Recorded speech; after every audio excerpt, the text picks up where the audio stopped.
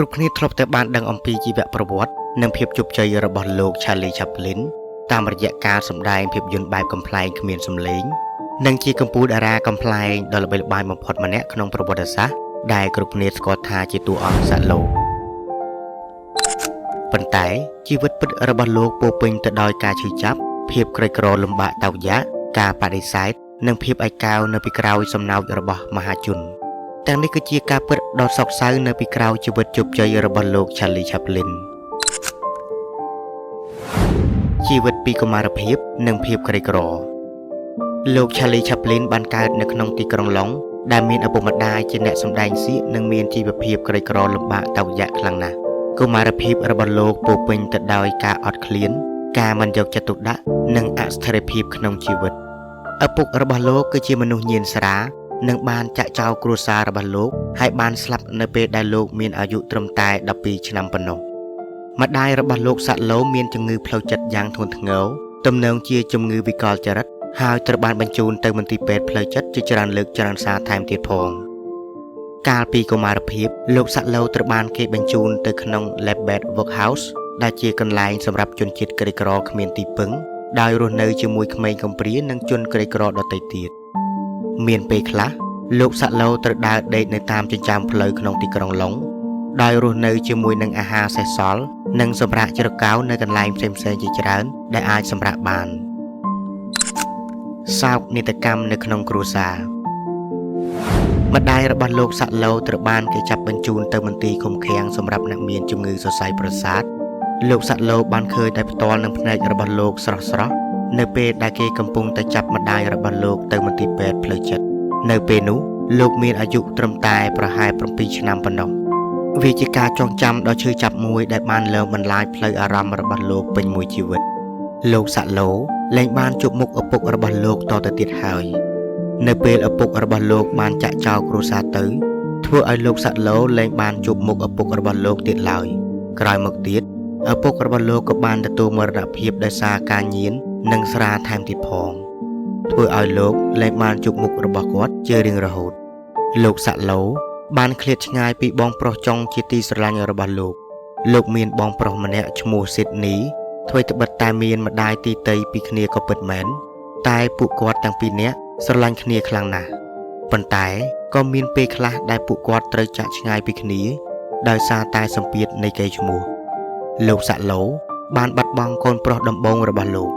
កូនប្រុសដំបូងរបស់លោកសាក់ឡូមានឈ្មោះថា Norman Spencer Chaplin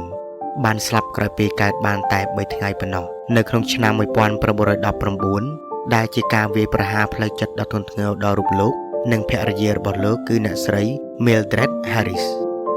លោកសាក់ឡូមានជីវិតអាពាហ៍ពិពាហ៍ដែលមានបញ្ហាជាច្រើនលោក Chaplin បានរៀបការ4ដងហើយអាពាហ៍ពិពាហ៍3លើកដំបូងពោរពេញទៅដោយរឿងអាស្រូវការក្បត់ចិត្តនិងការឈឺចាប់រឿងអាស្រូវស្នេហានិងការរិះគន់ពីសាធារណជនលោកសាក់ឡូបានចប់ចោលពីបទរៀបការជាមួយក្មេងស្រីមិនទាន់គ្រប់អាយុ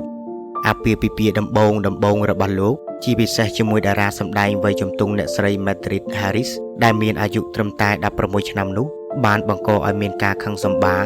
និងការរិះគន់ពីសីលធម៌សង្គមពីសំណាក់មហាជនជាច្រើននៅក្នុងឆ្នាំ1927ការលែងលះរបស់លោកសាក់ឡូជាមួយអ្នកស្រី Lita Grey បានក្លាយជារឿងក្តីដ៏អាស្រូវបំផុតមួយនៅក្នុងវិស័យ Hollywood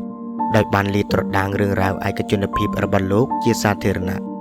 នៅក្នុងឆ្នាំ1943លោកសាក់ឡូត្រូវបានគេចោទប្រកាន់ដោយមិនពិតថាបានធ្វើឲ្យតារាសម្ដែងស្រីម្នាក់ឈ្មោះ John Barry មានផ្ទៃពោះ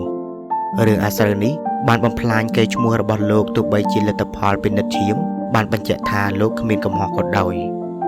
លោកសាក់ឡូត្រូវបានតាមដានដោយ FBI លោក J. Edgar Hoover ជានាយក FBI ស្អប់លោក Chaplin ដោយផ្ទាល់បុគ្គលហើយបានដាក់ការឃ្លាំមើលទៅកាន់លោកសាក់ឡូដោយចោទថាលោកជាមនុស្សមានចរិតមិនមែនជាអាមេរិកាំងឬជាជនជាតិក្បត់អាមេរិកដោយហេតុនេះហើយទើបលោកសាក់ឡូត្រូវបានគេហាមឃាត់មិនឲ្យចូលសហរដ្ឋអាមេរិកវិញឡើយនៅពេលដែលធ្វើដំណើរទៅទីក្រុងឡុងក្នុងឆ្នាំ1952រដ្ឋាភិបាលសហរដ្ឋអាមេរិកបានលុបចោលទិដ្ឋាការរបស់លោកសាក់ឡូដោយបង្ខំឲ្យលោក រស់នៅនិរទេសខ្លួនឆ្ងាយពីប្រទេសដែលបានធ្លាប់ផ្ដល់កិត្តិយសកេរ្តិ៍ឈ្មោះដល់រូបលោកមួយនេះភាពឯកោនិងការនិរទេសខ្លួនលោកសាក់ឡូមានអារម្មណ៍ថាលោកត្រូវបានក្បត់ដោយប្រទេសដែលលោកស្រឡាញ់លោកឆាប់លីនក្រោយមកបាននិយាយថាសហរដ្ឋអាមេរិកដែលជាកន្លែងដែលលោកបានចាប់ផ្ដើមពីបាត់ដៃទទេនោះបានទាត់លោកចេញដោយអយុត្តិធម៌និងបានធ្វើឲ្យលោកខូចចិត្តយ៉ាងខ្លាំងលោកសាក់ឡូបានចំណាយពេល25ឆ្នាំចុងក្រោយនៃជីវិតរបស់លោកមករស់នៅក្នុងទីក្រុងវ៉ូវេប្រទេសស្វីសឆ្ងាយពីវិស័យហូលីវូដនិងមិត្តភ័ក្តិចាស់ៗលោកសាក់ឡូមានការនឹករលឹកឆាកសម្ដែងនិងអ្នកគាំទ្ររបស់លោកជាខ្លាំងទោះបីជាមានទ្រព្យសម្បត្តិស្ដុកស្ដម្ភក៏ដោយលោក Charlie Chaplin បានសារភាពថាលោកនឹកការសម្ដែងខ្លាំងជាងអ្វីៗទាំងអស់ហើយជារឿយៗមានអារម្មណ៍ថាពិភពលោកសម័យថ្មីនេះបានបំភ្លេចរូបលោកបាត់ទៅហើយទោះបីជារូបលោកជាមនុស្សពូកែយ៉ាងណាក៏ដោយក៏លោកសាក់ឡូតែងតែសង្ស័យលើទេពកោសល្យរបស់ខ្លួនដោយខ្លាចថាថ្ងៃណាមួយមនុស្សនឹងដឹងថាលោកមិនពូកែដោយគេគិតនោះទេនេះគឺជាអារម្មណ៍មិនមានសុវត្ថិភាពផ្លូវចិត្តរបស់លោកនៅវ័យចំណាស់លោកសាក់ឡូបានក្លាយជាមនុស្សដែលខ្វាយខ្វល់ខ្លាំងបំផុតអំពីភាពចាស់ជរានិងសុខភាពដោយកម្របង្ហាញខ្លួនជាសាធារណៈណាស់បើមិនបានរៀបចំខ្លួនឲ្យមើលទៅដូចក្មេងជាងវ័យនោះទេលោកមិនចេញក្រៅឡើយជីវិតចុងក្រោយដ៏ខ្មៅងងឹត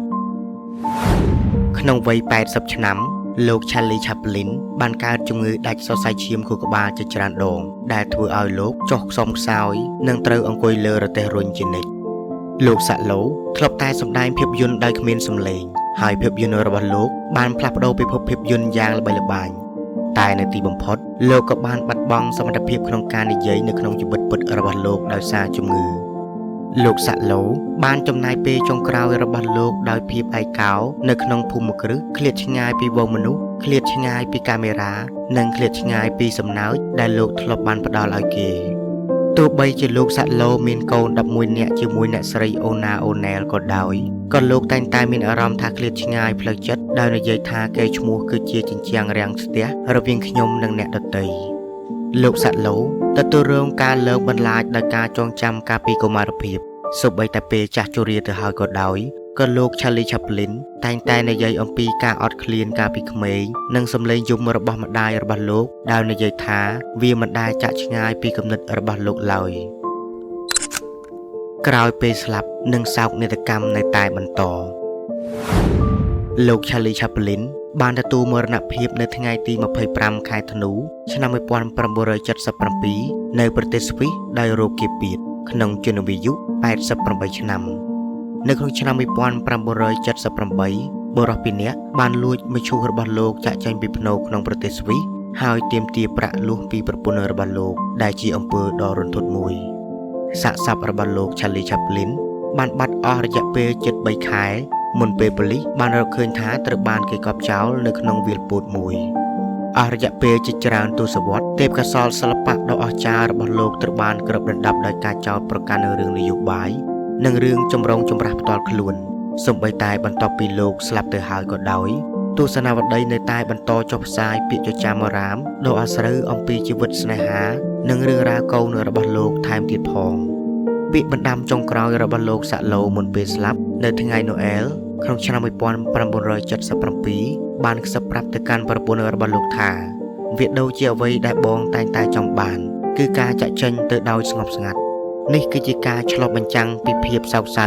របស់បុរសម្នាក់ដែលបានធ្លាប់ផ្ដល់សំណោចដល់មនុស្សរាប់ពាន់លាននាក់ប៉ុន្តែបានរងទុក្ខយ៉ាងស្ងៀមស្ងាត់ពេញមួយជីវិត